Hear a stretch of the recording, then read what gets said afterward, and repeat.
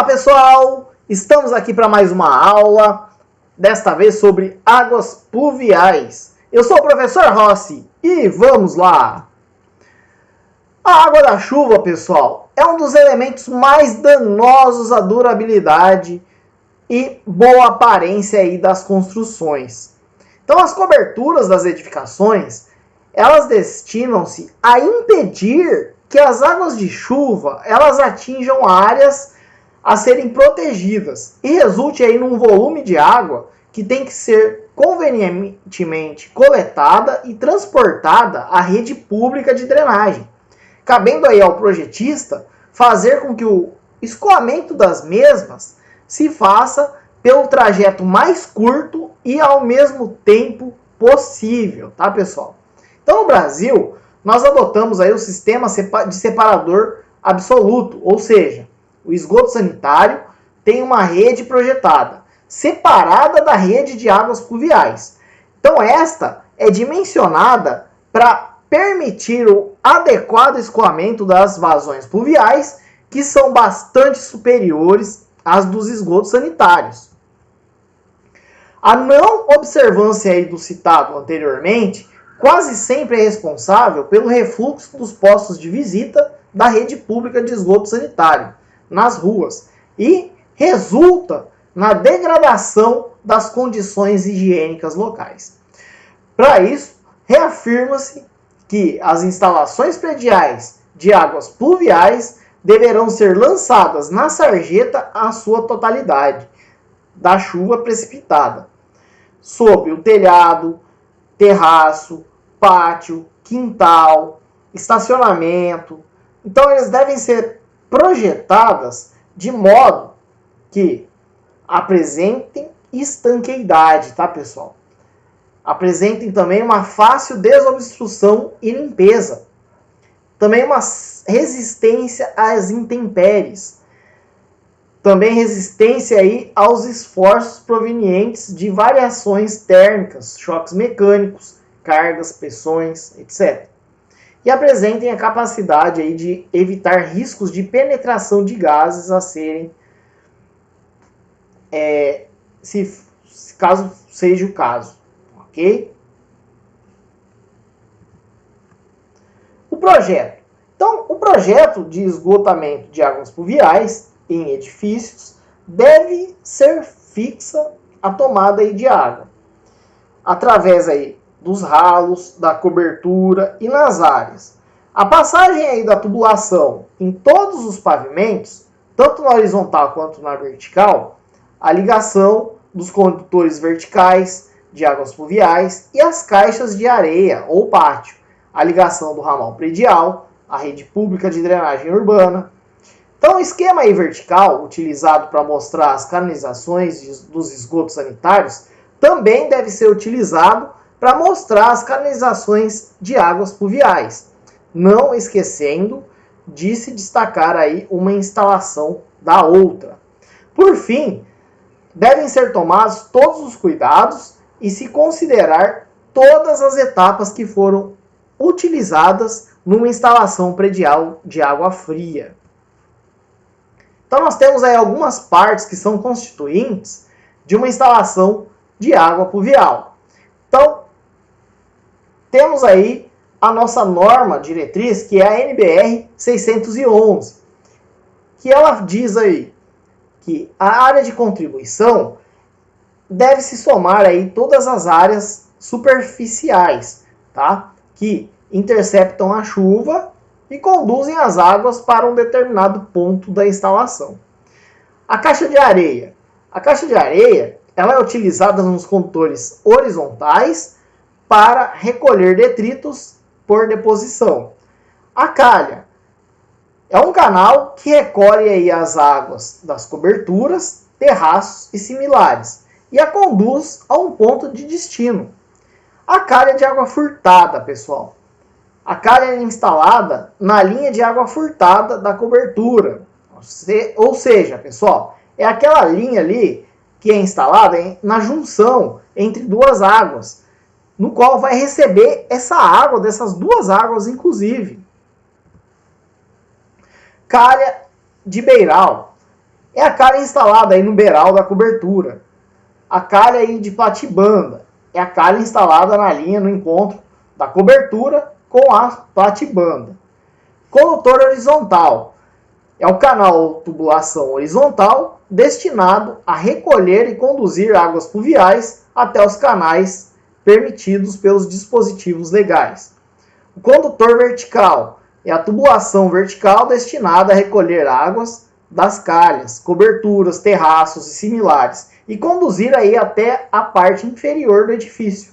O ralo é a caixa dotada de grelha na parte superior, destinada aí a receber as águas pluviais. E a duração da precipitação, que é o intervalo de tempo de referência para determinação de intensidades pluviométricas. Então aqui, pessoal, nós temos alguns tipos aí de calhas. Então as calhas elas têm a função de coletar as águas das chuvas que precipitam nas coberturas das edificações e as conduzem a pontos convenientes localizados. Então as calhas elas possuem algumas seções, né, no qual nós temos aqui a circular, a U, a V, a retangular, temos aí a calha quadrada. Então aqui, pessoal, nós temos algumas figuras nos quais nós temos que aprender aí a calcular essa área de influência para dimensionar aí, por exemplo, um ralo, tá ok? Nessa figurinha A, por exemplo, na superfície plana horizontal, nós temos aí simplesmente achar essa área de influência para um determinado ralo. E o telhado? O telhado nós temos aí a superfície inclinada e nós temos que calcular essa área.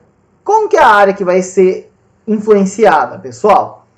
Aqui no caso seria o Azinho mais o Hzinho sobre 2, que é a altura, né, da base do telhado até a cumieira. Tudo isso somado vezes a largura Bzinho do telhado, tá? Tá melhor demonstrado aí na figura, é mais fácil a observação, né? Então nós temos aí algumas outras figuras nos quais vocês podem observar que são os cálculos aí dessas áreas de influência para se calcular a quantidade de áreas que vão influenciar no volume da acumulado aí de chuva, tá ok? Para se determinar o dimensionamento de uma grelha, de um ralo. Os condutores verticais, pessoal, eles captam as águas coletadas pelas calhas e as transportam para a parte inferior da edificação. Podem ser instaladas internamente ou externamente ao edifício e devem ser projetados sempre que possível em uma só prumada. Então, quando houver necessidade de desvio, devem ser utilizadas curvas de 90 graus de raio longo ou curvas de 45 graus. Então, quando a seção é circular, devem ter diâmetro aí no mínimo de 70 milímetros, tá, pessoal? Agora, o dimensionamento.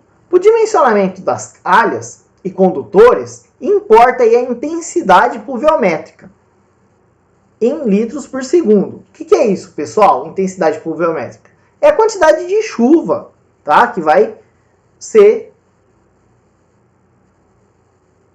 impactado aí ou entrar em contato com a sua edificação, ok?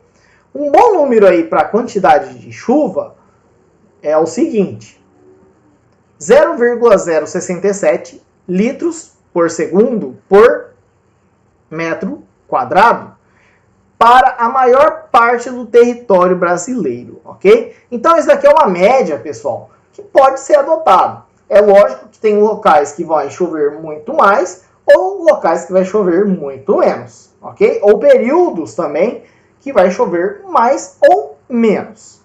Então aqui nós temos um pequeno exemplo de um telhado aí. Então eu tenho essa área, eu tenho que calcular, tá, pessoal? Para 1 metro quadrado, ok? Então a área aí 1 que eu vou calcular é de 7,20 metros por 8 metros. E a área 2 é de 4,5 metros por 8 metros, conforme nós estamos observando aí no desenho, ok? Para o volume 1, eu vou considerar essa quantidade de litros por segundo que está aqui de exemplo, tá? Então eu vou ter 0,067 vezes 8 vezes 7,2 dividido por 2. Por quê, pessoal? Porque eu vou ter dois condutores nas verticais aí, ligados à minha calha 1. Observem na outra figurinha, tá ok? Então isso vai me dar um volume 1 de 1,93 litros por segundo. Na parte 2, para a calha 2, eu vou ter também dois condutores aí verticais, ok? Então também vou dividir por 2. O volume 2 vai dar 1,21 litros por segundo. Aí eu vou entrar nesta tabela de calhas, tá, pessoal?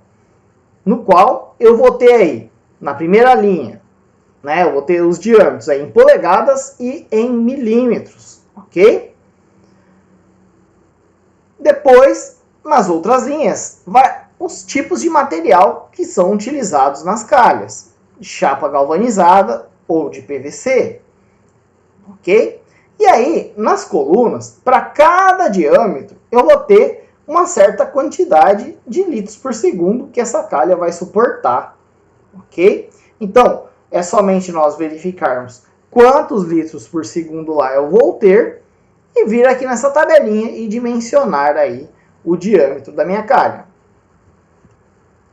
O condutor aí solicitado, por exemplo, é o condutor 2, né, nesse exemplo que nós estamos falando, pois eles devem conduzir a vazão V1 e também a vazão V2 que nós calculamos. Se nós formos somar aí, deu 93 mais 1,21, deu 3,14 litros por segundo. Podemos entrar aqui nessa tabelinha, ok? Temos os diâmetros e também as polegadas, né, nas colunas. E na outra coluninha aí nós temos a vazão em litros por segundo. Então nós temos lá 3,14, podemos entrar aí até na terceira linha, no máximo até 3,83 litros por segundo. Então nós temos o diâmetro de 100 milímetros. É muito fácil, né, por esse método para dimensionar. É claro que nós temos outros métodos, tá, baseados aí em algumas equações, né? Porém, esse método aqui, ele é bem simples, bem fácil, ok? E ele é muito utilizado aí, né, de um modo mais prático, tá, pessoal? Espero aí que vocês tenham gostado desse meu vídeo. Dê um joinha para mim. Se inscreva no meu canal. Não deixem de observar aí a norma NBR 611. E até a próxima aula, pessoal!